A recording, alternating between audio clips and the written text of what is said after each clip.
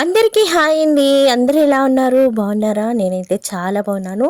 మీరు కూడా చాలా చాలా బాగుండాలని మనస్ఫూర్తిగా కోరుకుంటూ ఇవాళ నా మార్నింగ్ రొటీన్ అయితే స్టార్ట్ చేసేస్తున్నాను. ఇంక ఇవాళ పాపకి లంచ్ బాక్స్లోకి ఏం చేశాను, ఇంట్లో పనులు ఏంటి అండ్ అన్నది ఇవాళ వీడియో. ఈ వీడియో మీకు ఎంతగానో నచ్చింది. అలాగే ఈ వీడియోలో ఒక హెల్త్ టిప్ గురించి కూడా చెప్పబోతున్నాను. ఎక్కడ స్కిప్ చేయకుండా చూడండి. ఈ వింటర్ సీజన్లో ఆ టిప్ అన్నది ఖచ్చితంగా ప్రతి ఒక్కరికి తెలియాల్సిన అవసరం ఉంది. అండ్ ఈ వీడియో నచ్చితే మాత్రం మర్చిపోకుండా లైక్ చేయండి, సబ్స్క్రైబ్ చేయండి. ఇంకా సాంబార్ పెడదామనేసి ఇంకా సాంబార్ కోసం కావాల్సిన వెజిటబుల్స్ అన్నిటినీ తీసుకుని పెట్టేసుకున్నాను. ముందుగా ఏంటంటే కందిపప్పునైతే కడిగేసి పెట్టేసుకుంటున్నాను. ఎంత క్వాంటిటీలో కావాలి అన్నది కొలుచుకుని వేసేసుకుని, అలాగే రైస్ కూడా తీసుకుని శుభ్రంగా కడిగేసి ఇంకా వాటికి సరిపడగా వాటర్ అన్నది వేసుకొని ఇంకా మూతలు పెట్టేసుకుని కుక్కర్కి విజిల్స్ అయితే పెట్టేసుకుంటున్నాను. నేను పొద్దున పూటలా చేసే వంటకి ఖచ్చితంగా కుక్కర్లే వాడతాను. ఎందుకంటే పాప కోసమని వండేటప్పుడు కొంచెం త్వరగా అవ్వాలి కదండి. ఇంకా అందుకోసమనే కుక్కర్ వాడతాను. అదే విడిగా అయితే కనుక కుక్కర్ అంత ఎక్కువగా వాడను. అంత హెల్త్కి కూడా మంచిది కాదు కుక్కర్ అన్నది యూస్ చేయడము. ఇంకా నేను పెట్టాలనుకున్న సాంబార్కి సరిపడా క్వాంటిటీలో చింతపండునైతే పెట్టేసుకున్నాను. కొంచెం వేడి నీళ్ళు వేసి అయితే నానబెట్టాను, త్వరగా నానుకుంటుంది అనేసి. ఇంక ఈ లోపుగా నేను ఏంటంటే ఆనపకాయ చెక్కు కూడా తీసేసుకుంటున్నాను. ఇది మందు వేయకుండా పెంచిన ఆనపకాయ అనమాట. మనకి సైట్ ఉందండి, అక్కడ సైట్లో ఎవరో పెట్టారనమాట. మన సైట్లో వేరే వాళ్ళు పెట్టుకున్నారు. ఇంకా వాళ్ళైతే తెచ్చి ఇచ్చారనమాట ఇలా ఆనపకాయ కాసిందని. భలే అనిపించింది నాకైతే మాత్రం. ఇంకా ఈ ఆనపకాయలు అవి కూడా కట్ చేసేసుకుంటున్నాను.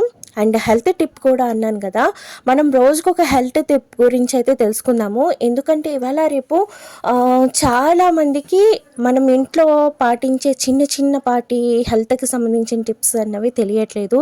అందుకోసం అనేసి మనం ప్రతి వీడియోలో ఒక హెల్త్కి సంబంధించిన టిప్ అయితే తెలుసుకుందాము. ఇంకా కందిపప్పునైతే ఇటు పక్కగా మార్చేసుకున్నా. ఇంక ఈ పక్కగా వచ్చేటప్పటికి వెజిటబుల్స్ అయితే కుక్ చేసుకుందామని నేను కొంచెం ఎక్కువ క్వాంటిటీలోనే చేస్తాను ఈ సాంబార్ అనేటప్పటికి. ఎందుకంటే మా ఇంట్లో సాంబార్ అందరికీ ఇష్టం, అందులోనూ మా కింద వదిన గారికి ఇంకా ఇష్టం నేను పెట్టే సాంబారు. ఇంకా ఆవిడ కోసం అనేసి కొంచెం ఎక్కువ క్వాంటిటీలోనే పెడతాను. ఇంకా మనకి సాంబార్కి కావాల్సిన పోపు అనేది నేను ముందే పెట్టేస్తాను. ఆవాలు, పొట్టుమినపప్పు, జీలకర్ర, అలాగే వెల్లుల్లిపాయ రబ్బలు, కరివేపాకు కూడా వేసి చక్కగా పోపుని అనేది బాగా వేపేసుకొని ఇప్పుడు నేను కట్ చేసుకున్న పచ్చిమిరకాయ ముక్కలు వేసి ఒక 2 నిమిషాలు వేగాక ఆ తర్వాత ఆనపకాయ ముక్కలు కూడా వేసుకొని ఒక్కసారి కలిపేసి కుక్కర్ని ఇలా మూత పెట్టేసిన. ఆనపకాయ లేతగా ఉంది కాబట్టి చాలా త్వరగా కుక్ అయిపోయిందండి. ఆ తర్వాత టమాటా, ఆనియన్స్ కూడా వేసుకుని చక్కగా ఒకసారి కలిపేసుకుని ఇప్పుడు రుచికి సరిపడగా సాల్ట్ అనేది వేసేసుకుంటున్నా. సాల్ట్ అనేది ఇప్పుడు వేసుకుంటేనే మనం కుక్ చేసుకునే వెజిటబుల్స్ కూడా ఉప్పు అనేది పట్టిద్ది. అదే మనం తర్వాత వేస్తే వీటికి ఉప్పు పట్టకుండా ఈ వెజిటబుల్స్ అన్నవి మనకి చప్పగా ఉంటాయి సాంబార్ తినేటప్పుడు. అందుకోసమని ముందుగా వేసుకొని ఒక 5 నిమిషాలు మగ్గాక మనం ఇప్పుడు ఇందులో పసుపు, 1 టేబుల్ స్పూన్ కారం అనేది వేసుకుంటున్నాను. వేసుకున్నాక ఒకసారి మరలా కలిపేసుకుని ఇప్పుడు నేను నానబెట్టుకున్న చింతపండు గుజ్జులో నుంచి వాటర్ అన్నది తీసేసుకుని గుజ్జంతా తీసుకుని ఈ సాంబార్ నేను ఏ క్వాంటిటీలో కావాలనుకుంటున్నానో ఆ క్వాంటిటీకి సరిపడగా వాటర్ అన్నది వేసి ఆ పులుపుని అడ్జస్ట్ చేసుకున్నాను. ఇవన్నీ చూస్తున్నారుగా, పప్పునైతే ఇంత చక్కగా ఉడికిపోయింది కదా. ఇప్పుడు నేను గరిటె పెట్టి అయితే మెదిపేసుకుంటున్నాను. మనం ఇలా వేడిగా ఉన్నప్పుడు మెదుపుకుంటే కుక్కర్లో ఉడకబెట్టినప్పుడు చాలా ఈజీగా మెదిగిపోతుంది అనమాట. మళ్ళీ దీనికోసం మనం పప్పు గుర్తి పెట్టి మెదుపుకోవాల్సిన అవసరం అయితే ఉండదు. ఈ విధంగా నేను మెదిపేసుకుంటాను. ఇప్పుడు కొద్దిగా వాటర్ వేసాను, ఎందుకంటే నేను వేసిన వాటర్ అనేది కరెక్ట్గా సరిపోయింది.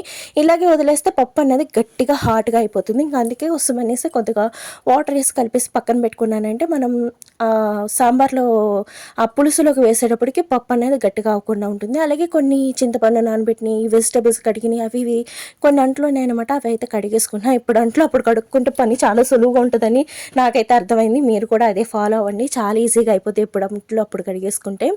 ఇంకా కొత్తిమీర అయితే నేను ఒక కట్ట తీసుకుని అయితే బయట పెట్టుకుంటున్నా, అది డైలీ వేర్ వాడటం కోసం అనేసి. అలాగే ఇలా న్యూస్ పేపర్లో పెట్టుకున్న ఒక్కోసారి చెమ్మ అన్నది వస్తుందండి. అలా చెమ్మ వచ్చినప్పుడు ఏం చేస్తామంటే ఆ చెమ్మ ఉన్న వైపు నుంచి మార్చేసి మళ్ళీ ఫ్రెష్గా ఉన్న వైపు నుంచి మనం ఇలా ఫోల్డ్ చేసుకొని పెట్టుకుంటే మనకి కొత్తిమీర అన్నది చాలా రోజులు ఫ్రెష్గా ఉంటుంది. మీకు చాలాసార్లు చెప్పాను కదా, నేను కొత్తిమీర కానీ ఏమైనా ఆకుకూరలు ఈ విధంగానే స్టోర్ చేసుకుంటాను. ఇంకా డైలీ వేర్ వాడటానికి ఇలాగ ఒక ప్లాస్టిక్ కంటైనర్లో పెట్టుకొని ఇలా కొంచెం కొంచెం తీసుకుని అయితే వాడుకుంటూ ఉంటాను. ఇప్పుడు కావాల్సినంత తీసుకుని మిగిలిందైతే మూత పెట్టేసుకుని నేను ఫ్రిడ్జ్లో అయితే పెట్టేసుకుంటాను అనమాట. ఇలా స్టోర్ చేసుకుంటే మనం ఆకుకూరలు ఏవైనా కానీ చాలా రోజులు ఫ్రెష్గా ఉంటాయండి. ఖచ్చితంగా మీరు కూడా ఒకసారి ఇలా స్టోర్ చేసుకొని ఈ లోపుగా నాకు పులుసు అయితే ఉడికిపోయింది కదా. ఇప్పుడు నేను పప్పును కూడా వేసేసుకున్నాను. చూసారా ఎంత ఈజీగా వేసేసుకున్నాను. అందుకే కోసమని ముందు కొద్దిగా వాటర్ వేసి అయితే కలుపుకున్నాను అనమాట. ఇప్పుడు కొన్ని నీళ్ళు వేసి మిగిలిన పప్పు కూడా తొలిచేసుకుని వేసుకున్నాను. ఇప్పుడు మిరియాలు అయితే వేసుకున్నాను. ఇప్పుడు మిరియాల గురించి ఒక టిప్ అయితే చెప్తున్నాను. మనలో చాలామందికి జలుబు చేసిన కొంచెం కోల్డ్గా ఉన్నా ఏం చేస్తాం, మిరియాల పాలు తాగటమో లేదంటారా మిరియాలు చారు తాగటమో లేదంటే మిరియాల సాంబార్ పెట్టుకుంటామో ఇలాంటివి చేస్తూ ఉంటాము. మీకు జలుబు ఉన్నప్పుడు మిరియాల సాంబారు మిరియాల పాలు తాగొచ్చు, కానీ జలుబు కాస్త కొంచెం గురక వస్తూ ఉంటుంది కదండి. జలుబు ఎక్కువైనప్పుడు చిన్న పిల్ల గురకలాగా వస్తూ ఉంటుంది. లేదు ఆవేశం నిమ్ము ఉన్నవాళ్ళు ఖచ్చితంగా ఈ మిరియాలు మాత్రం వాడకండి. అది చాలా సివియర్ ప్రాబ్లంలోకి మీకైతే వెళ్ళిపోతుంది అనమాట. అన్నిసార్లు కాదు, కొన్ని సార్లు సివియర్ అయ్యే అవకాశం ఉంటుంది. కాబట్టి జలుబు ఉన్నప్పుడు, అంటే జలుబు చేసిన ఒక 2-3 రోజుల లోపు అయితే మీరు మిరియాల పాలు తాగండి. కానీ ఆ తర్వాత ఎక్కువ రోజులు అంటే ఒక వారం నుంచి కూడా మీకు ఉంటుంది అంటే కనుక ఖచ్చితంగా మిరియాలని అస్సలు వాడొద్దు. చాలా సివియర్ ప్రాబ్లం అయితే అవుతుంది అనమాట.